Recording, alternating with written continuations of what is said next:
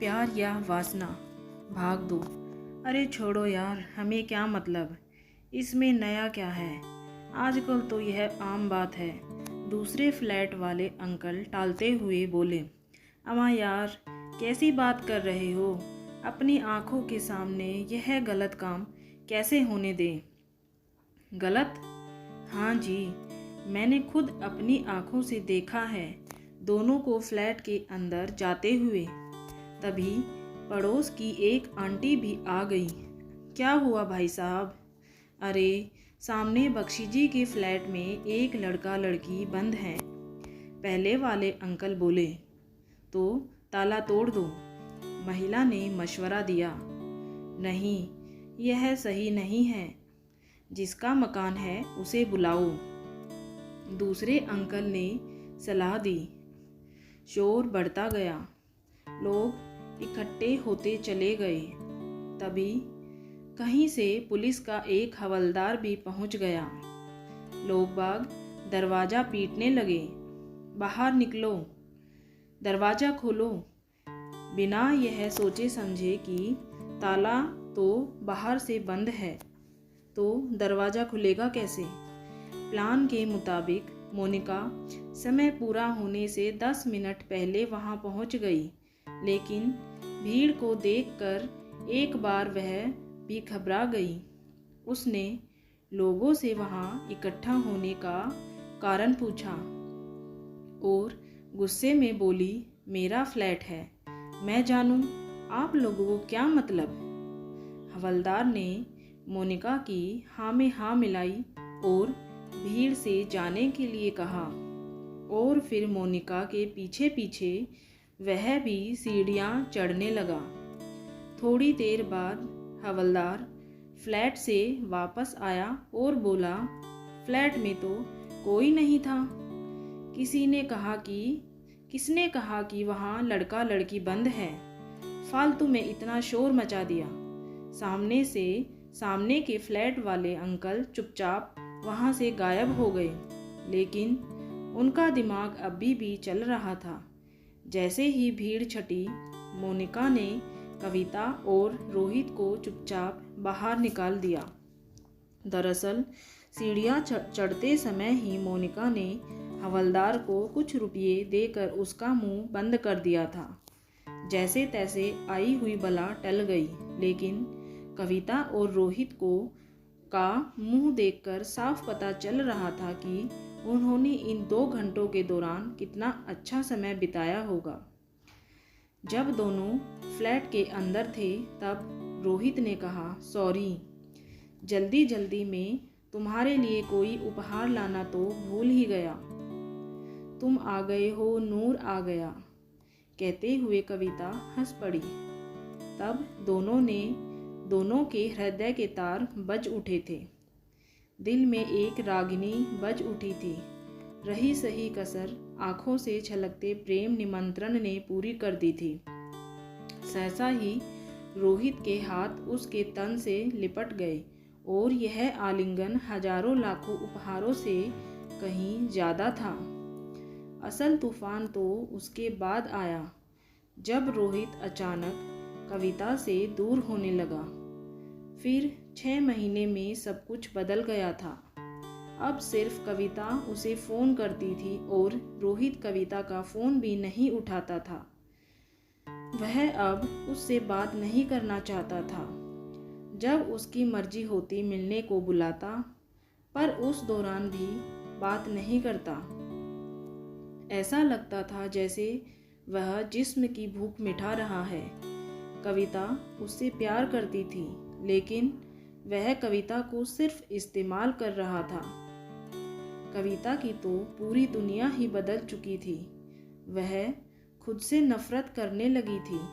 उसका आत्मविश्वास हिल गया था। वह अक्सर अपने आप से कहती, मैं इतनी बेवकूफ़ कैसे हो सकती हूँ। मैं अंधों की तरह एक मृग तृष्णा की ओर भागती जा रही हूँ। वह घंटों रोती।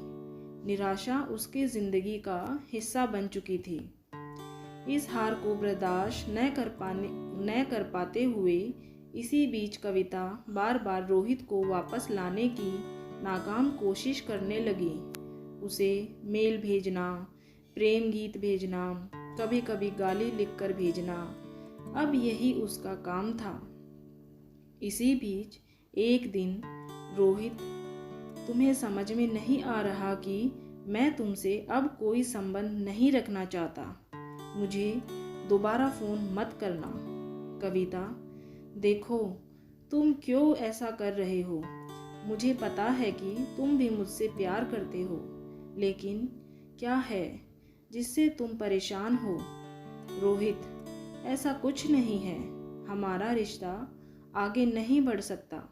मुझे ज़िंदगी में बहुत कुछ करना है। मेरे पास इन सब चीज़ों के लिए वक्त नहीं है।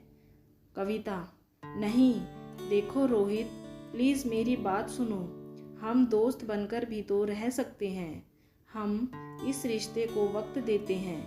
अगर कई साल बाद भी तुमको ऐसा ही लगता है, तब सोचेंगे। रोहित, तुम पागल हो। मेरे पास फालतू वक्त नहीं है। मेरी एक गर्लफ्रेंड है और मैं तुमसे आगे कभी बात नहीं करना चाहता। टेलीफोन की यह बातचीत कविता को आज भी याद है।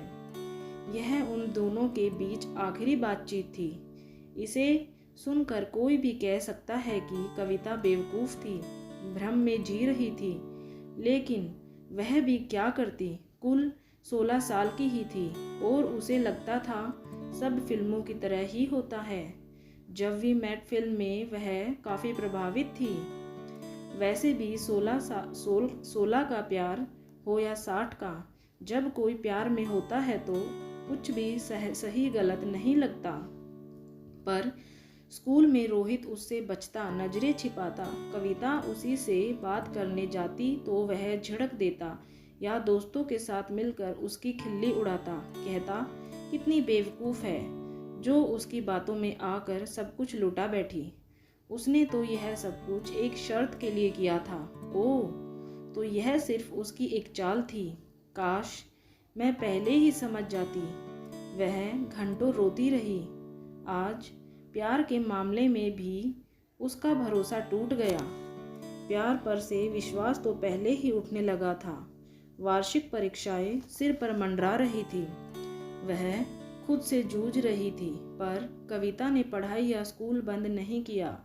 यह शायद उसकी अंदरूनी शक्ति ही थी जिससे वह उबर रही थी या उबरने की कोशिश कर रही थी।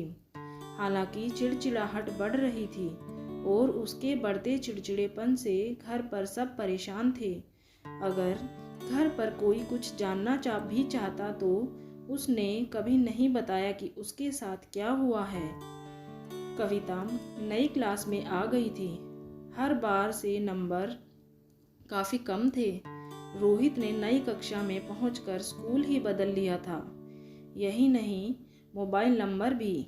कविता के लिए यह सब किसी बहुत बड़े जलजले से कम न था। बात न करे, पर रोज वह रोहित को देखकर ही अपना मन शांत कर लेती थी। पर अब तो कविता ने खाना बंद कर दिया था। इस कारण उसकी तबीयत बिगड़ रही थी। बहुत मेहनत से उसने रोहित का नया नंबर पता किया। रोहित ने फ़ोन उठाया, मगर सिर्फ इतना कहा, तुम्हारी हिम्मत कैसे हुई मुझे फ़ोन करने की? किससे नंबर मिला है तुम्हें? आइंदा फ़ोन किया तो मुझसे बुरा कोई नहीं होगा। मेरे पास तुम्हारे कुछ फ़ोटोज़ हैं, मैं उन्हें सार्वजनिक कर दूंगा। फिर मत कहना, हा हा हा। और रोहित ने फ़ोन काट दिया। रोहित के लिए यह सब खेल था, लेकिन कविता के लिए वह पहला प्यार था। कितनी बेवकूफ़ थी ना मैं, जो अपने आत्मसम्मान को पीछे रखकर भी उसे मनाना और पाना चाहती थी। कविता ने सोचा, अब उसे अपने आप से घिन और नफरत सी होने लगी थी। कविता खुद को ख़त्म करना चाहती थी, लेकिन मोनिका, जो उसके अच्छे और बुरे दोनों ही पलों की सहेली थी, उसने कविता के मनोबल और उसे एक हद तक टूटने नहीं दिया। उसे समझाया, ऐसे एक तरफा रिश्तों से ज़िंदगी नहीं चलती। अगर आप किसी से प्यार करते हो और वह नहीं करता तो आप चाहे जितनी भी कोशिश कर लो, कुछ नहीं हो सकता। और ऐसे में आत्मसम्मान सबसे अहम होता है। कहीं ना कहीं कविता की इस हालत के लिए जिम्मेदार वह खुद को भी ठहराती थी। उसने कभी भी कविता को अकेला नहीं छोड़ा, हर समय उसे टूटने से बचाया, वरना इतना अपमान और असम्मान सहना किसी लड़की के लिए आसान नहीं था। मोनिका को कोशिश का ही नतीजा था कि इतने अपमान असम्मान के बाद भी कविता ने ठान लिया, अब मैं नहीं रोऊंगी, मैं ज़िंदगी में आगे बढ़ूंगी, कुछ करूंगी। एक हादसे की वजह से मेरी पूरी ज़िंदगी खराब नहीं हो सकती। अब वह रोहित को याद भी नहीं करना चाहती थी। रोहित उसकी ज़िंदगी में अब कोई मायने नहीं रखता, लेकिन उसके धोखे को वह माफ़ नहीं कर पाई।